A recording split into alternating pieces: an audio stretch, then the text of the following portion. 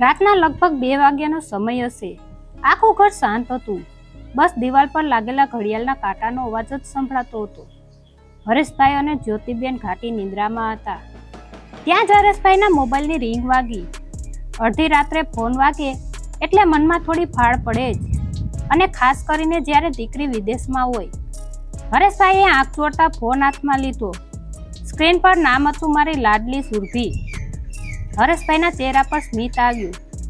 વિચાર્યું કે કદાચ ત્યાં દિવસ હશે અને દીકરીને યાદ આવી હશે. પણ જેવો એમણે ફોન ઉપાડ્યો, સામેથી જે અવાજ આવ્યો એ સાંભળીને હરેશભાઈના પગ નીચેથી જમીન સરકી ગઈ. પપ્પા, પપ્પા, મને બચાવી લો પ્લીઝ, મને અહીંથી લઈ જાઓ. સુરભીનો અવાજ ધ્રુજતો હતો, જાણે કોઈ ડરથી અંદરથી ફાટી રહ્યું હોય. પાછળથી કોઈના બૂમો પાડવાનો અવાજ આવતો હતો. હરેશભાઈ એકદમ બેઠા થઈ ગયા. જ્યોતિબેન પણ ગભરાઈને જાગી ગયા. સુરભી, બેટા શું થયું? તું રડે છે કેમ? અને આ કોનો અવાજ છે? હરેશભાઈએ ગભરાતા પૂછ્યું. ફોન પર સુરભી ફરી બોલી, પપ્પા, અહીં બધું જેવું દેખાય છે એવું નથી. મને છેતરી છે પપ્પા. હું અહીં કેદ છું. જો કોઈને ખબર પડશે તો મને મારી નાખશે. પ્લીઝ મને ઘરે લઈ જાઓ. અને પછી એક જોરદાર અવાજ આવ્યો, જાણે કોઈએ ફોન ઝૂંટવી લીધો હોય, અને સામેથી ફોન કપાઈ ગયો. હરેશભાઈ ફોન પર સુરભી, સુરભી બૂમો પાડતા રહ્યા, પણ સામે બસ ટું ટું અવાજ જ આવતો હતો. તે રાત્રે હરેશભાઈની આંખમાં આંસુ હતા, અને મનમાં એક જ પ્રશ્ન હતો, જે દીકરીને મેં સપનાઓના દેશમાં મોકલી, એ આજે આટલી લાચાર કેમ છે? ફોન કપાઈ ગયા પછી હરેશભાઈના હાથ ધ્રુજતા હતા. જ્યોતિબેન રડતા રડતા પૂછતા હતા, શું થયું? સુરભીએ શું કહ્યું? કંઈક બોલો તો. રમેશભાઈ કંઈ બોલી શકવાની સ્થિતિમાં નહોતા. એમણે ફરીથી સુરભીને ફોન લગાવ્યો, પણ સામેથી જવાબ મળતો હતો, તમે જે નંબર પર સંપર્ક કરી રહ્યા છો તે હાલમાં બંધ છે. હરેશભાઈએ તે જ ક્ષણે નક્કી કર્યું કે તેઓ બેસી નહીં રહે. તેઓ ઉતાવળે બહારના રૂમમાં ગયા અને સુરભી સાથેના છેલ્લા કેટલાક દિવસોની વાતચીત યાદ કરવા લાગ્યા. સુરભી હંમેશા ફોન પર બહુ ખુશ દેખાતી હતી.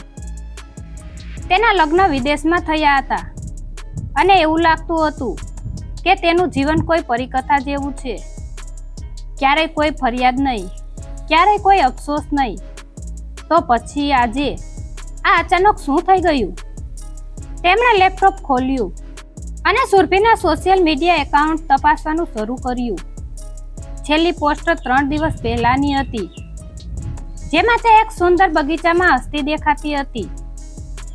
પણ હરેશભાઈએ ધ્યાનથી જોયું તો તેની આંખોમાં એક અજીબ ખાલીપો હતો. શું એ ત્યારે પણ કંઈક છુપાવતી હતી? અચાનક હરેશભાઈને યાદ આવ્યું કે સુરભીએ એકવાર તેના સાસરીવાળાના એક મિત્રનું નામ લીધું હતું, જે ત્યાં કોઈ મોટી સંસ્થા સાથે જોડાયેલો હતો.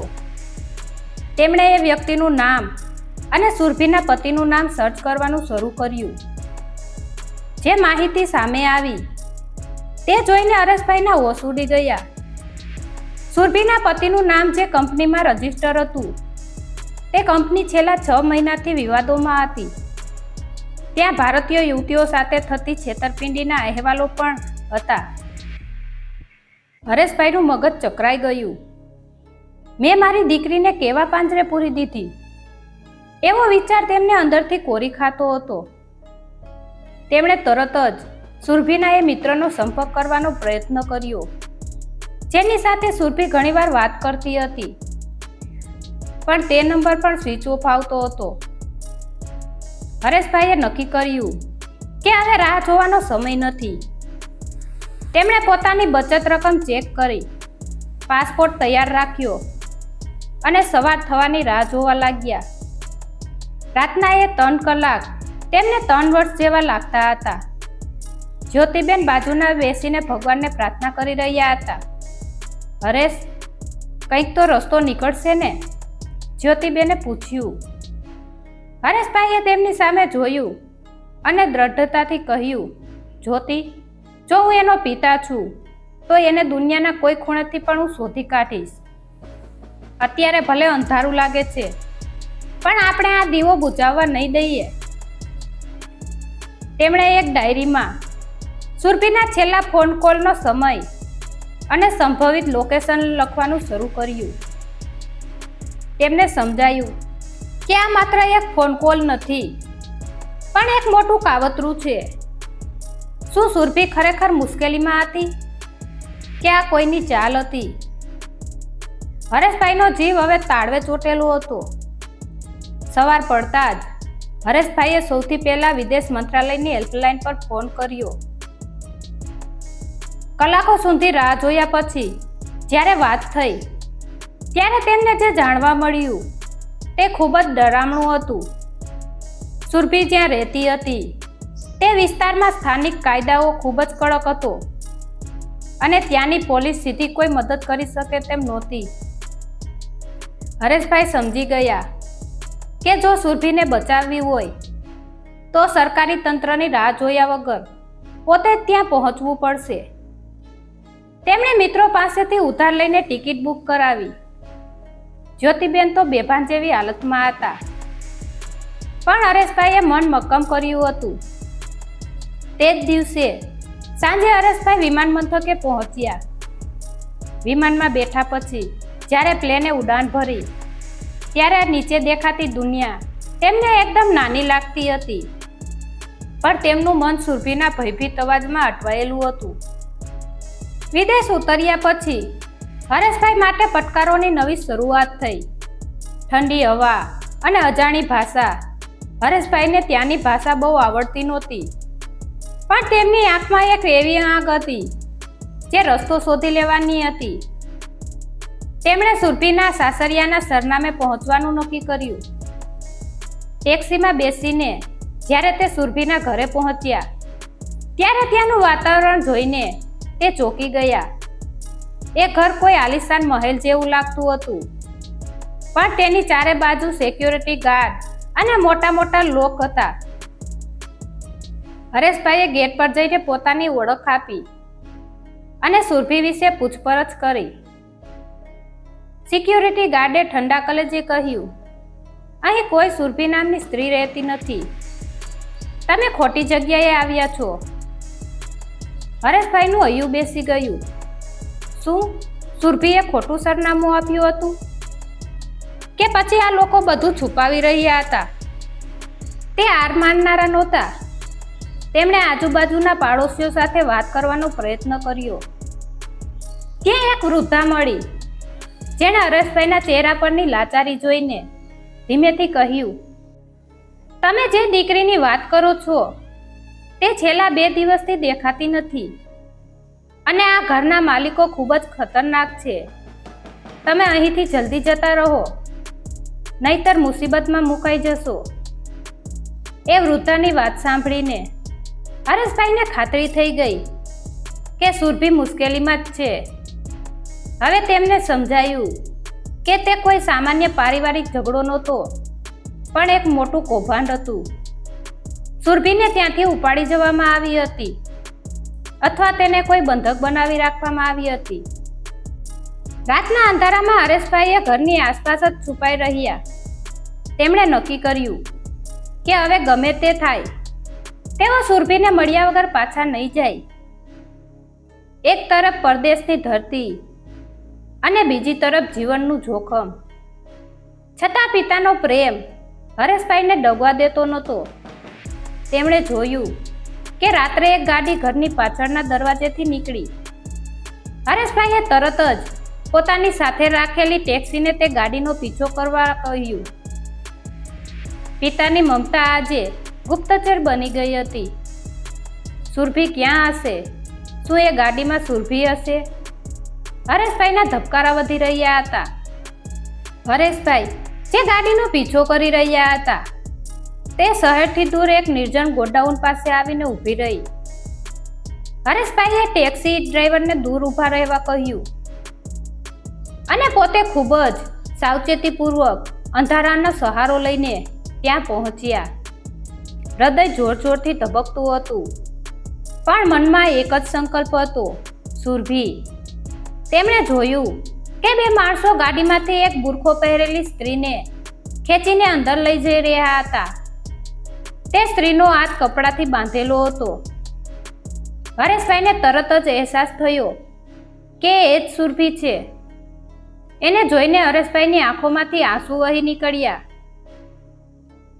પણ તેમણે પોતાને કાબૂમાં રાખ્યા. તે લોકો જે રીતે સુરભી સાથે વર્તી રહ્યા હતા તે જોઈને હરેશભાઈનું લોહી ઉકળી ઉઠ્યું. તેમણે આજુબાજુ નજર દોડાવી. તે ગોડાઉન જૂનું હતું અને પાછળના ભાગે એક નાનકડી બારી ખુલ્લી હતી. હરેશભાઈએ હિંમત ભેગી કરી અને બારી વાટે અંદર પ્રવેશ્યા. અંદર ગંદકી હતી અને ખૂણામાં સુરભીને ખુરશી સાથે બાંધેલી હતી. તેના મોઢા પર પટ્ટી મારેલી હતી અને તેની આંખોમાં ડરથી ફાટી ગઈ હતી. હરેશભાઈ ધીમા ડગલે તેની પાસે ગયા અને હળવેકથી પટ્ટી ખોલી. સુરભીએ જેવા હરેશભાઈને જોયા તે ધ્રુસકે રડી પડી. પપ્પા, તમે અહીં? મને ખબર હતી તમે આવશો. ચૂપ રે બેટા, કોઈને ખબર ન પડવી જોઈએ, હરેશભાઈએ ધીમા અવાજે કહ્યું. તેમણે સુરભીના બંધન ખોલવાનું શરૂ કર્યું. સુરભીએ ધ્રુજતા અવાજે કહ્યું, પપ્પા, આ લોકો અહીંની એક ગેંગ છે જે યુવતીઓને ફસાવીને ખોટા કામો કરાવે છે. મારા પતિ પણ એમના જ માણસ છે. એ લોકોએ મારો પાસપોર્ટ અને ફોન છીનવી લીધા છે. હજી તો હરેશભાઈ સુરભીને બહાર લઈ જવાની તૈયારી કરતા હતા. ત્યાં જ બહાર બૂટના અવાજનો સંભળાયા. કોઈ માણસો પાછા આવી રહ્યા હતા. હરેશભાઈએ સુરભીનો હાથ પકડ્યો અને પાછળના દરવાજા તરફ દોડ્યા. પણ જેવો તેમણે દરવાજો ખોલ્યો, સામે બે માણસો ઊભા હતા. એ લોકોએ હરેશભાઈને જોઈ લીધા. કોણ છે તું? એક માણસે આક્રમક રીતે પૂછ્યું. હરેશભાઈએ પોતાની દીકરીને પોતાની પાછળ છુપાવી લીધી અને એક પિતાના અવાજમાં ગર્જના કરી, હું એનો બાપ છું, જેને તમે ફસાવી છે. એના બાપ સાથે પંગો લીધો છે તમે. એ માણસો હસી પડ્યા અને હરેશભાઈ તરફ આગળ વધ્યા. હરેશભાઈ જાણતા હતા કે તે આ શારીરિક લડાઈમાં ટકી શકે નહીં, પણ ત્યાંના ખૂણામાં પડેલો એક લોખંડનો સળિયો તેમણે હાથમાં લઈ લીધો.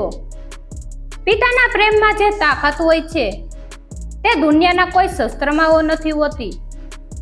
તેમણે પોતાનો જીવ જોખમમાં મૂકીને એ માણસો પર હુમલો કર્યો.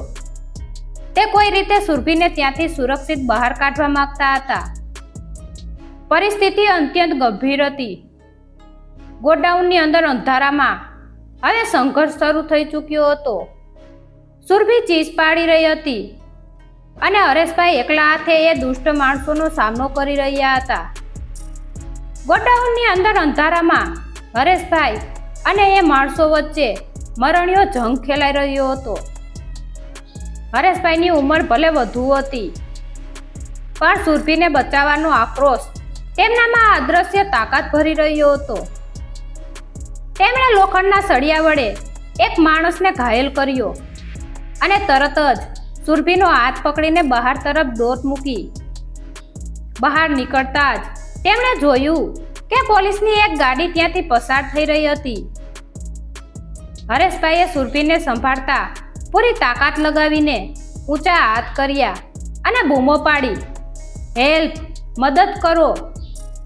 એ માણસો પણ તેમની પાછળ દોડતા બહાર આવ્યા, પણ પોલીસને જોઈ તેઓ અચકાઈ ગયા અને અંધારામાં ગાયબ થઈ ગયા.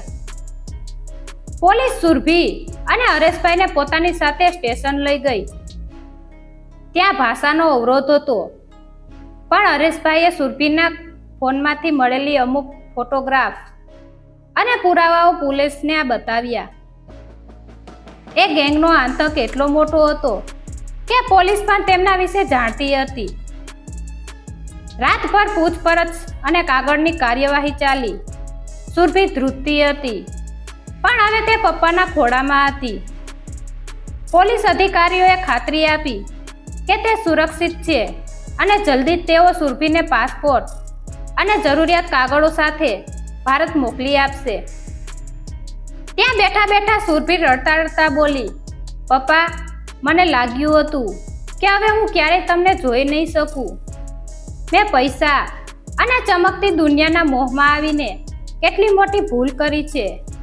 મેં તમારી વાત ન માની અને ખોટા સપના પાછળ દોડી. હરેશભાઈએ સુરભીના માથે હાથ ફેરવતા કહ્યું, બેટા, ભૂલ માણસથી જ થાય છે, પણ સાચો તે છે જે ભૂલ સ્વીકારીને પાછો ફરે. આપણે હારી નથી ગયા, આપણે તો જીત્યા જ છીએ, કારણ કે આપણે સાથે છીએ. બીજા દિવસે સવારે ભારતીય દૂતાવાસના અધિકારીઓ પણ ત્યાં પહોંચ્યા. તેમણે આખા કેસને ગંભીરતાથી લીધો અને કાયદાકીય મદદ પૂરી પાડી. હરેશભાઈ અને સુરભીને એક સુરક્ષિત હોટલમાં રાખવામાં આવ્યા. એ થોડા દિવસો તેમના માટે અગ્નિ પરીક્ષા સમાન હતા, પણ હરેશભાઈએ એક ક્ષણ માટે પણ સુરભીને એકલી ન છોડી.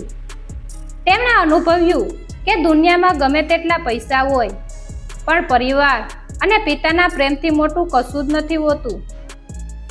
વિદેશની એ ધરતી પર જે ડરનો માહોલ હતો તે હવે ધીમે ધીમે ઓછો થઈ રહ્યો હતો. સુરભીએ નક્કી કરી લીધું હતું કે જે રીતે ભારત પહોંચશે તે આ આખી ઘટના વિશે દુનિયાને જણાવશે, જેથી બીજી કોઈ દીકરી આ ફંદામાં ન ફસાય. હરેશભાઈના ચહેરા પર હવે એક શાંતિ હતી. તેમને ખબર હતી કે તે જંગ જીતી ગયા છે. ભારત પાછા જવાની ટિકિટ કન્ફર્મ થઈ ગઈ હતી. સુરભી ફરી એકવાર જીવન જીવવાની આશા સાથે જીવી રહી હતી. થોડા દિવસોની કાયદાકીય પ્રક્રિયા બાદ આખરે એ દિવસ આવ્યો જેની હરેશભાઈ અને સુરભીની આતુરતાથી રાહ જોઈ રહ્યા હતા. એરપોર્ટ પર જ્યારે તેમણે પ્લેનમાં બેસીને ભારત માટે ઉડાન ભરી, ત્યારે સુરભીની આંખોમાંથી આંસુ રોકાવાનું નામ નહોતા લેતા. આ આંસુ ડરના નહીં, પણ રાહતના હતા. વિદેશની એ ચમકતી દુનિયા જેણે સુરભીને કેદ કરી હતી તે હવે પાછળ છૂટી રહી હતી. જ્યારે તેમનું વિમાન ભારતની ધરતી પર ઉતર્યું અને હરેશભાઈ અને સુરભી બહાર આવ્યા, ત્યારે જ્યોતિબેન અને ઘરના અન્ય સભ્યોની આંખોમાં આનંદના આંસુ આવી ગયા હતા. આખું ઘર જાણે પાછું જીવંત થઈ ગયું હતું. સુરભીએ ઘરે પહોંચતા જ પોતાના માતા પિતાના પગે પડીને માફી માંગી. તે જે સપનાઓ પાછળ અંજાયેલી હતી, તે સપનાઓએ કેવી રીતે તેને પાંજરામાં પૂરી દીધી હતી તે તેણે બધાને જણાવ્યું. સુરભી પોતાની સાથે બનેલી આ ઘટનાને છુપાવવાને બદલે એક જાગૃતિ અભિયાન તરીકે શરૂ કરવાનું નક્કી કર્યું. તેમણે સોશિયલ મીડિયા અને સ્થાનિક સંસ્થાઓ દ્વારા એવા માતા પિતા અને દીકરીઓને જાગૃત કરવાનું શરૂ કર્યું જેઓ વિદેશી સપનાઓ પાછળ આંધળી દોડ મૂકી રહ્યા છે. તેમણે સમજાવ્યું કે સપના જોવા જરૂરી છે, પણ સપનાઓનું સત્ય પારખવું એનાથી પણ વધુ જરૂરી છે. હરેશભાઈ અને સુરભી સાથે મળીને એક નવી શરૂઆત કરી. સુરભી હવે વધુ પરિપક્વ અને સમજદાર બની ગઈ હતી. તે સમજી ગઈ હતી કે પિતાનો પ્રેમ અને ઘરની હૂંફ એ દુનિયાની કોઈ પણ ભૌતિક સુખ સુવિધા કરતાં ઘણી મોટી હોય છે. આ વાર્તા આપણને શીખવે છે કે વિદેશી ઝાકઝમાળ અને ખોટા સપનાઓની પાછળ આંધળું થઈને દોડવું એ કેટલી મોટી જોખમી ભૂલ હોઈ શકે છે. સાચું સુખ પૈસા કે વિદેશમાં નથી, પરંતુ સત્ય અને પરિવારની સલામતીમાં છે. જ્યારે મુસીબત આવે ત્યારે ગભરાવાને બદલે હિંમત અને ધીરજથી કામ લેવું જોઈએ. સૌથી મહત્વની વાત એ છે કે દીકરીઓ અને માતા પિતા વચ્ચેનો વિશ્વાસનો સંબંધ જ તેમને મોટી મુસીબતોમાંથી ઉગારી શકે છે. મિત્રો, જો તમે આ વાર્તા દ્વારા કંઈક શીખ્યા હો અને તમને લાગતું હોય કે આવી માહિતી બીજા લોકો માટે પણ ઉપયોગી થઈ શકે છે, તો આ વિડીયોને વધુમાં વધુ શેર કરો. ખાસ કરીને એવા પરિવાર સુધી પહોંચાડો જેમને વિદેશ મોકલવાની કે વિદેશ જવાના સપનાઓ છે. જાગૃત રહો અને તમારી આસપાસના લોકોને પણ સુરક્ષિત રહેવા પ્રેરણા આપો.